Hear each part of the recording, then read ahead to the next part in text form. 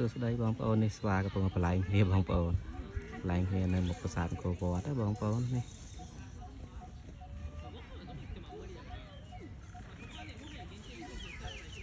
ជាបងប្អូនមកលេងប្រាសាទអីក្រៅពីមើលប្រាសាទបងប្អូនអាចមកមើលស្វាបានកំពុងតែលេងបលែងគ្នាពេញនេះ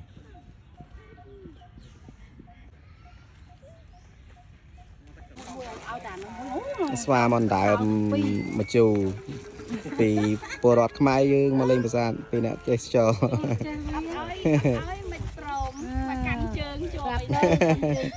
កាន់ជើងជាប់ហើយមិនឲ្យមិនព្រមទេនេះសំបីតែម្នោះក៏វាស៊ីដែរនេះកំថាឲ្យផ្លែឈើ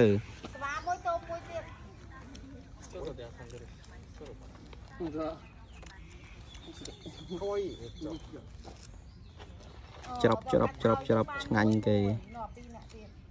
បងនៅណែពីរទៀតនោះអានោះសកៀបជើងអានោះលបលុនមែនពីអ្នកម៉ែកូននេះបាន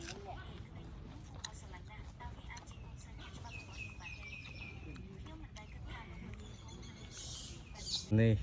អានេះស៊ីសកៀបជើងខ្លាចគេដើមដល់កហើយនេះខ្លាចគេដើម